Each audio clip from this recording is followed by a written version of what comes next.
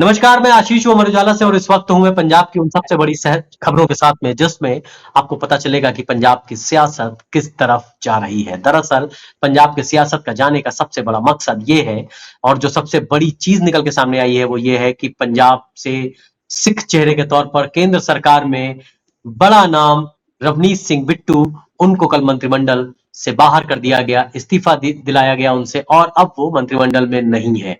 कयास कई लगाए जा रहे हैं, कहा यह जा रहा है कि उनका कार्यकाल बचा था तो उनको पहले क्यों मंत्रिमंडल से बाहर कर दिया गया। क्या पंजाब में किसी बड़ी भूमिका में आने वाले हैं या एक बड़ी महत्वपूर्ण चीज जो सतलुज मूवी को लेकर के उनका बयान था, कहीं वो बयान तो नहीं उन पर भारी पड़ा।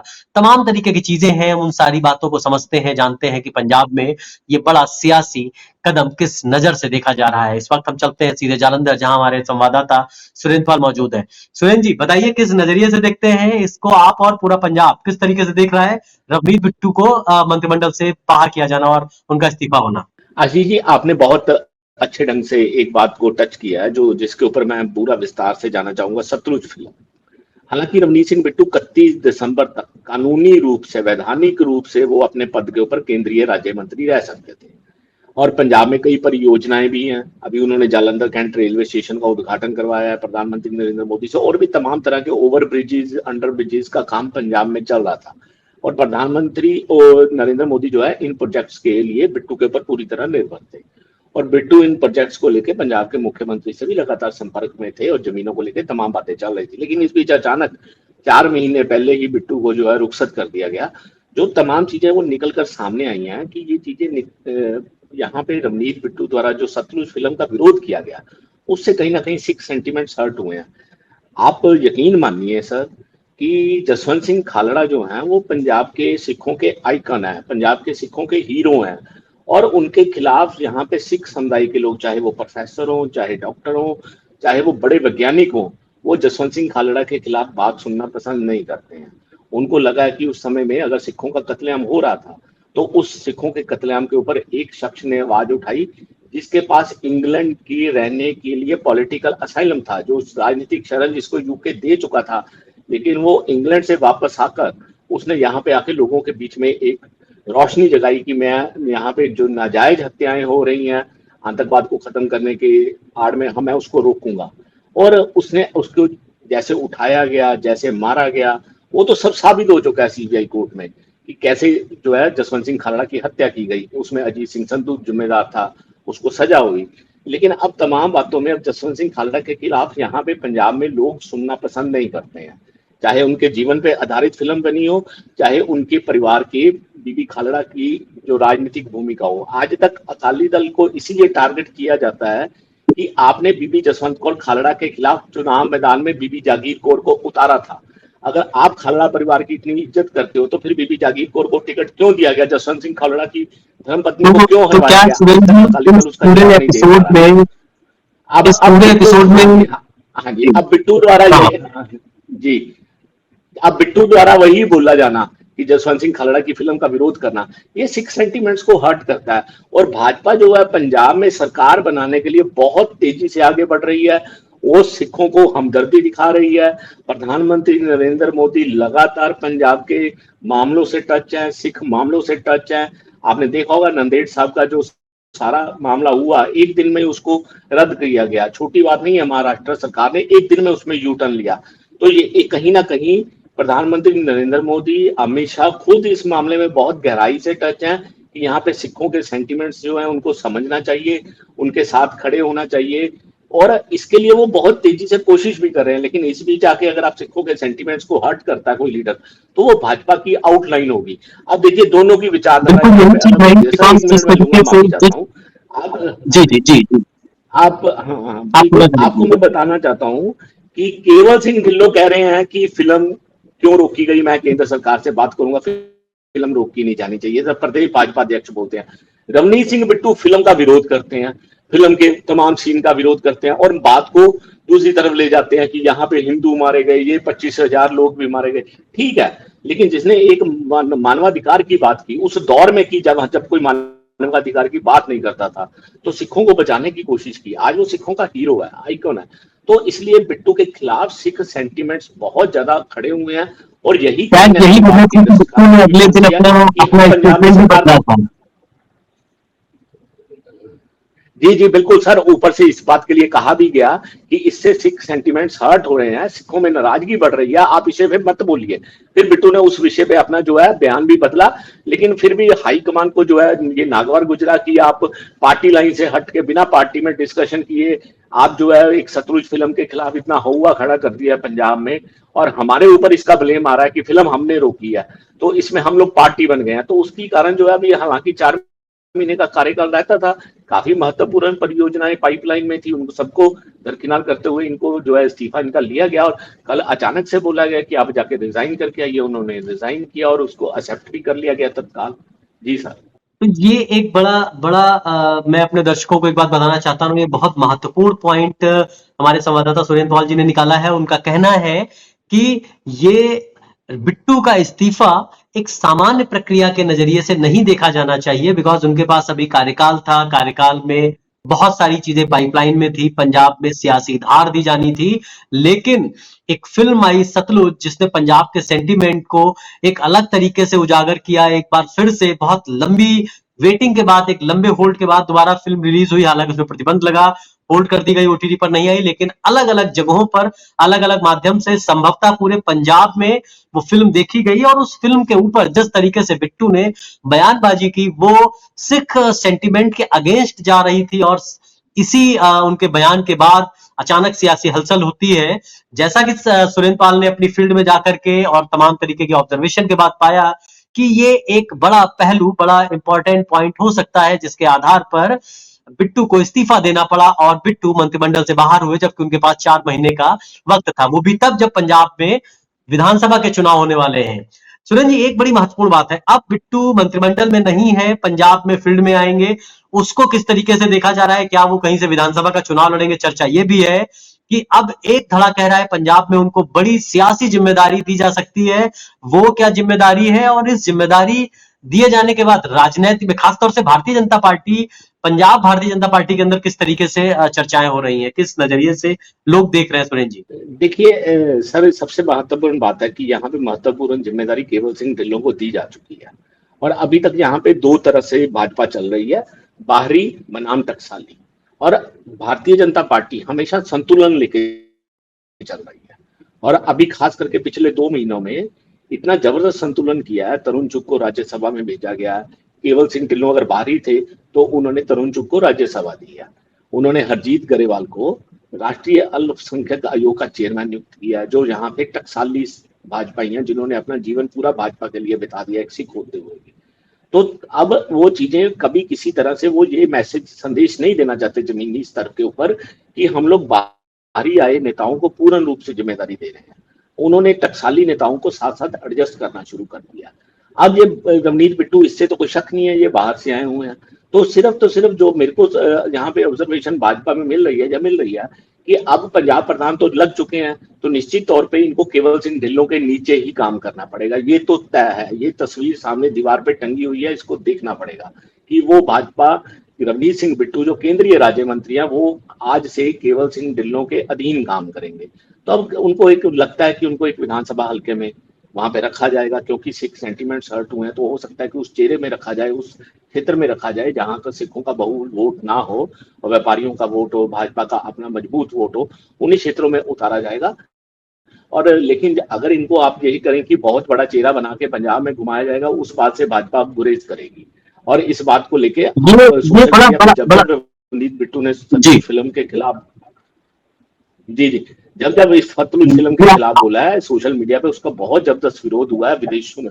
जी सर, बड़ा महत्वपूर्ण पॉइंट आप बता रहे हैं सुरेंद्र जी, बिल्कुल इंपॉर्टेंट बात आपने बताई है कि रवनीत बिट्टू जो आला कमान, जिस तरीके से भारतीय जनता पार्टी का जो नेतृत्व है, जो भारतीय जनता पार्टी है, अगर यही सारी बातें सच हैं कि एक सतलुज मूवी के चलते, सतलुज मूवी पर दिए गए बयान और उसके बाद सिख सेंटीमेंट को हर्ट करना, अगर यही चीजें हैं तो निश्चित तौर पर आपकी ऑब्जर्वेशन, आपको ग्राउंड से जो रिपोर्ट्स मिल रही है वो यही हो सकती हैं कि रवनीत बिट्टू को कोई बड़ी जिम्मेदारी नहीं मिल सकती है। खासतौर से ये बात जो आपने बताई कि केवल ढिल्लों, जो इस वक्त भारतीय जनता पार्टी के नवनियुक्त प्रधान है, सिख चेहरे हैं, पंजाब की सियासत में बहुत लंबा दखल है, लंबे वक्त से सियासी हालांकि राजनीतिक उनका जो अनुभव है उसका भारतीय जनता पार्टी लाभ लेने की कोशिश करेगी और रवनीत बिट्टू को अब उनके अंडर में काम करना होगा, इसमें भी कहीं पर से कोई गुरेज नहीं है।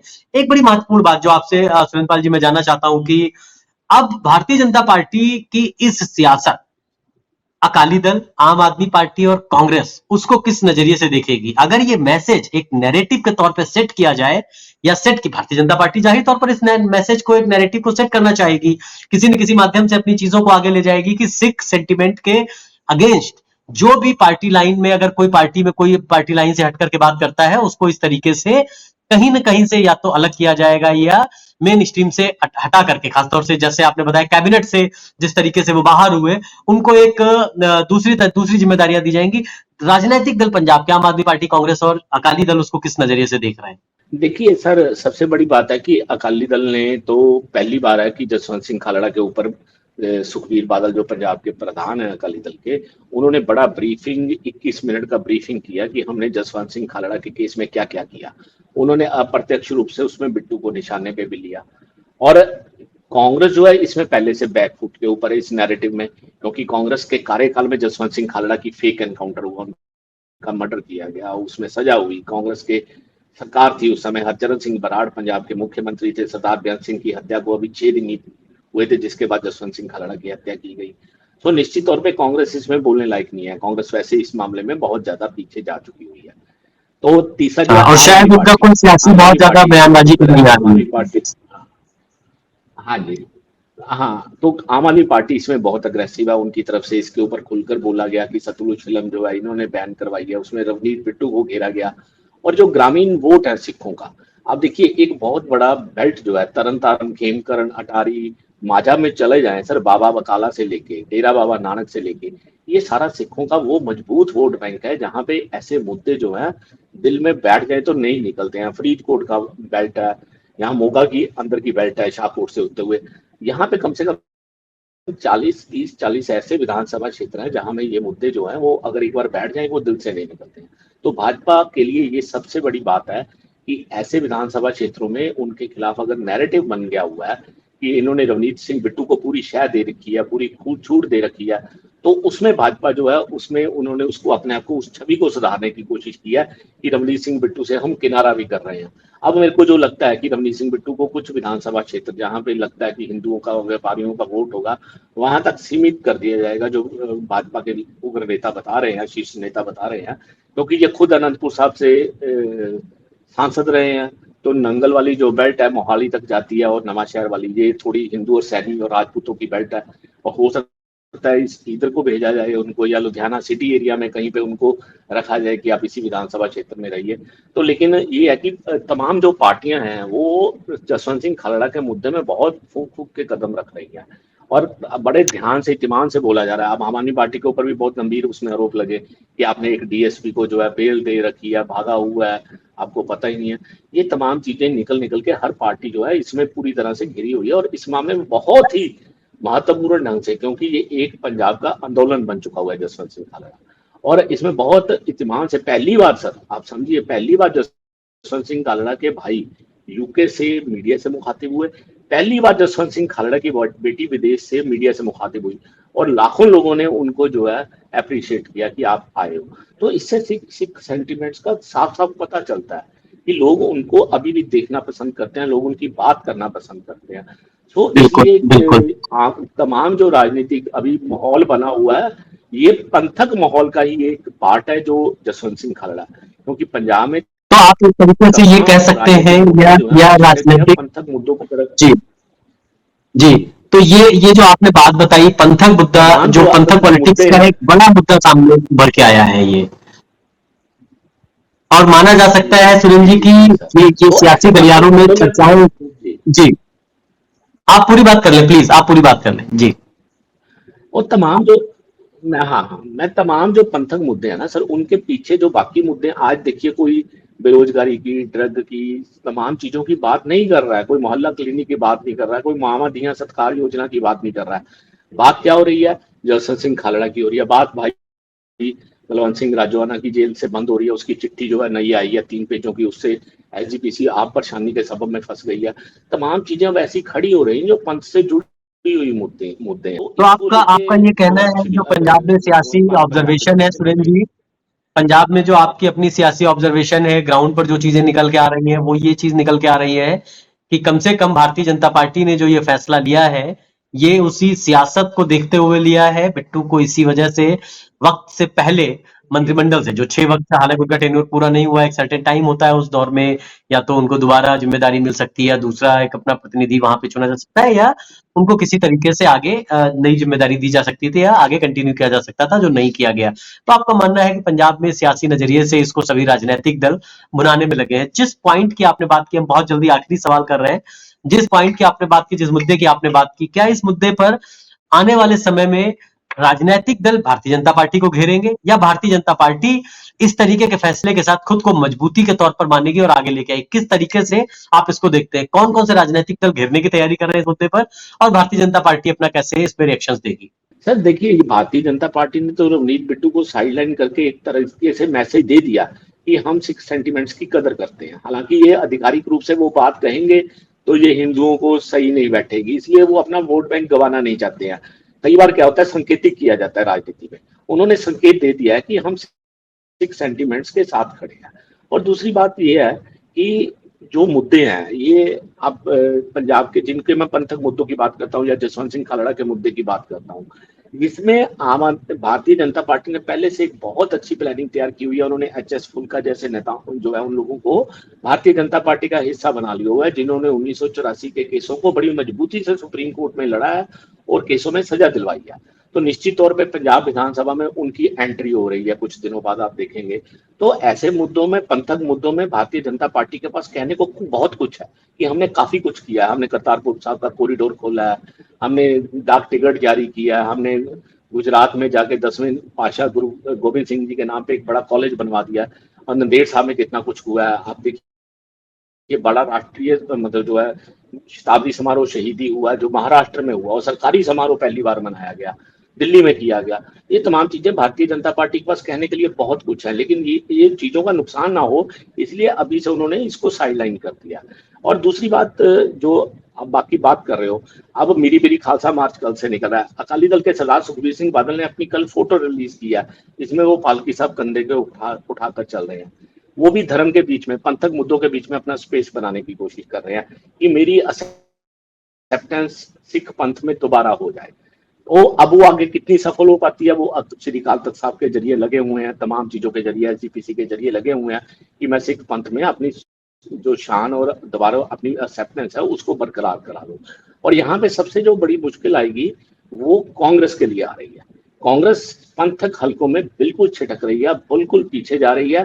करीब 30-40 विधानसभा ऐसे हलके बन गए हैं जहां पे कांग्रेस के पास फाइट करने के लिए उपयुक्त कैंडिडेट तक नहीं है, क्योंकि वो पंथक हलकों में कांग्रेस बहुत पीछे चली जा चुकी है। मैंने आपको बताया कई जो हल्के हैं, खडूर साहब तरन तारण से लेके काफी हल्के हैं। और तीसरा जो आम आदमी पार्टी है, आम आदमी पार्टी के भगवंत मान जो पंजाब के मुख्यमंत्री है, उन्होंने कह दिया कि हम लोग एसजीपीसी से मिलके श्री गुरु ग्रंथ साहब का सत्कार एक्ट है जो उसको संशोधित करने जा रहे हैं। हमने एलजी को फाइल दे दी है, एडवोकेट जनरल को फाइल दे दी, एडवोकेट जनरल उस पर बात कर रहे हैं और एसजीपीसी से निकाल के हम इसको संशोधित कर देंगे। अगर वो संशोधित हो जाता है तो आम आदमी पार्टी के लिए भी रास्ता, पंथक रास्ता क्लियर हो जाएगा। और एक दो मामले और भी हैं जिनके ऊपर एसआईटी बाइबल कला में काम कर रही है, तफ्तीश कर रही है। अगर उसमें कोई रिजल्ट आ जाता है तो आम आदमी पार्टी के लिए पंथक हलकों में खड़े होने के लिए, क्षेत्रों में खड़े होने के लिए एक बड़ा स्पेस मिल जाएगा। हालांकि इस चीज को बाद में चुनावों के दौरान आम आदमी पार्टी के लिए एक बहुत बड़ी चुनौती होगी कि वो इस मामले का जवाब क्या देंगे कि बेअदबी के केसों में हमने क्या किया। क्योंकि पंजाब में जो सरकार बनी है 2022 में, अगर आप उसका विश्लेषण करें हम लोग दोबारा, तो सारी पंथक हलकों में आम आदमी पार्टी को रिकॉर्ड तोड़ वोट मिला। आप जहां पे सिखों का बहुल वोट है, कट्टर सिखों का, वहां से आम आदमी पार्टी को जीत मिली है। अब आम आदमी पार्टी उस चीज को कैसे फेस करेगी, इसलिए उनको कुछ करके दिखाना होगा। इसीलिए आपने देखा कि बहबल कलां की एसआईटी जो है वो तेजी से अब डे बाई डे जो है डेली काम कर रही है, और शायद कुछ दिनों में आपको उसका रिजल्ट देखने को भी मिले।